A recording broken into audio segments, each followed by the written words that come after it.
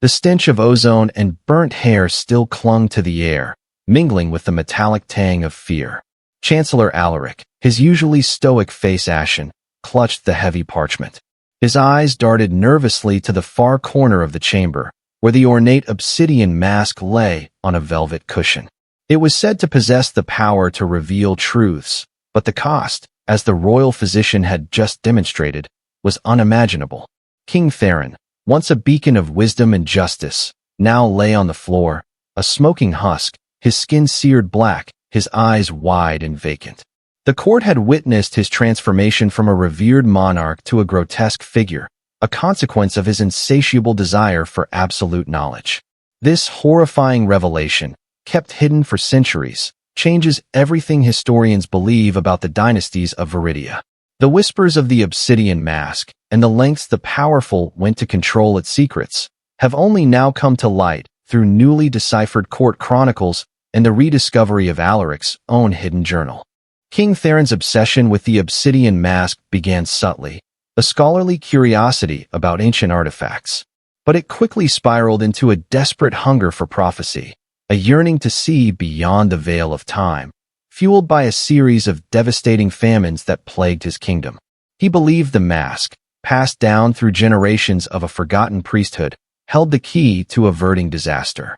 On the fateful night, against the fervent pleas of his most loyal advisors, he donned the ancient relic. The chamber was filled with a blinding flash of light, followed by a guttural scream that echoed through the palace halls. When the light subsided, the king was no longer the man they knew. His skin, once vibrant, had taken on a sickly, translucent pallor, and his eyes, though open, stared blankly into an unseen void. His transformation was not physical decay, but a spiritual void, an emptiness that would terrorize his court for years. The king's silence was more terrifying than any roar. After that night, Theron never spoke another word. Yet, his commands were clear, conveyed through an unsettling series of gestures and unervingly precise written decrees, often scrawled on parchment with a trembling hand. His former charm was replaced by a chilling detachment. Decisions, once debated thoughtfully, were now delivered with an unyielding finality, devoid of compassion. The court, once a vibrant hub of intellectual discourse, became a place of hushed whispers and terrified obedience. His wife, Queen Isolde, a woman known for her gentle nature, withered under his silent tyranny, her once bright eyes haunted by unspoken grief. Modern scholars, examining Alaric's detailed notes, speculate that the mask's power might have severed Theron's connection to his own emotions, transforming him into a logical, unfeeling automaton, an echo of his former self. Theron's transformation manifested in disturbing ways beyond his silence. His once hearty appetite vanished, replaced by an unsettling preference for strange, uncooked dishes, often brought to him in secret. Servants reported finding him wandering the palace halls at night, his translucent skin glowing faintly in the moonlight, drawn to forgotten corners and hidden passages. The most chilling change was his reaction to music. Once a lover of grand orchestras and lively dances, he now recoiled from any melody, his blank eyes widening in what seemed to be distress.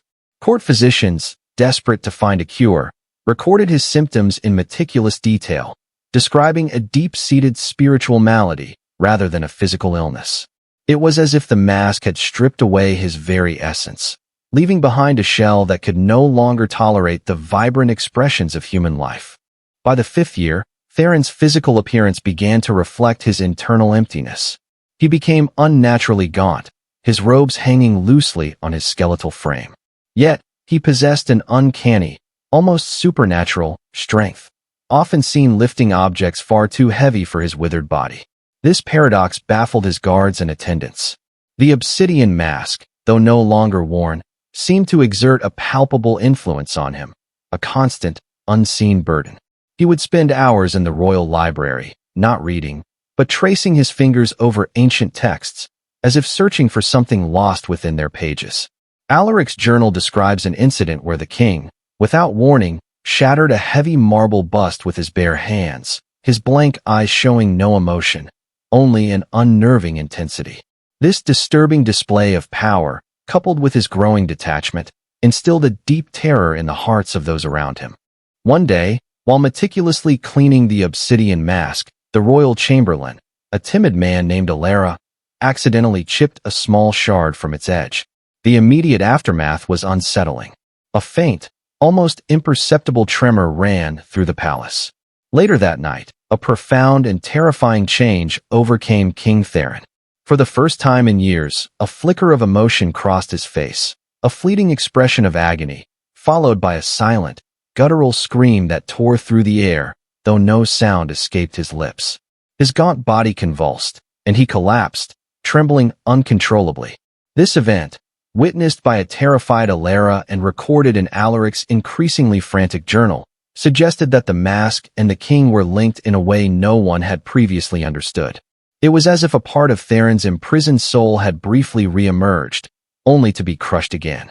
The chipped shard seemed to unleash something dormant within the mask, and consequently, within the king. The obsidian artifact, previously smooth and dull, began to weep a viscous, black liquid from the fracture point, a substance that smelled faintly of iron and decay.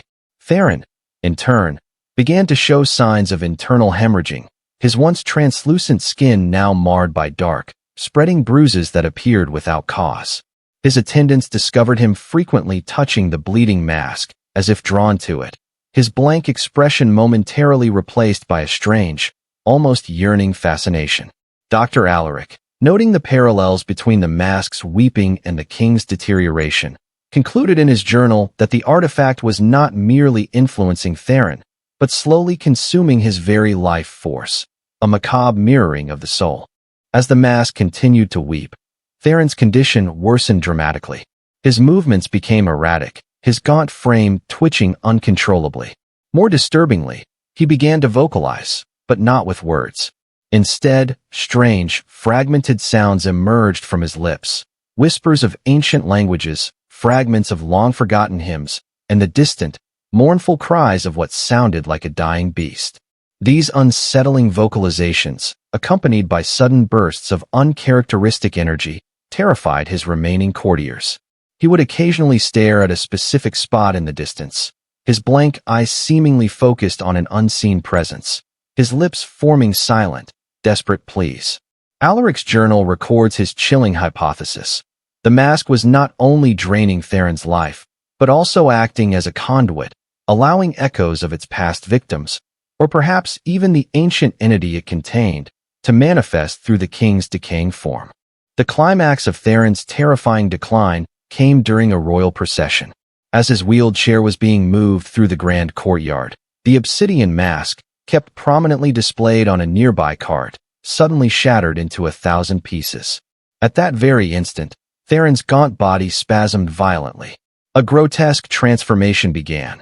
His limbs contorted, his skin blackened, and a horrifying, guttural shriek, finally audible, ripped from his throat, a sound of immense suffering and release.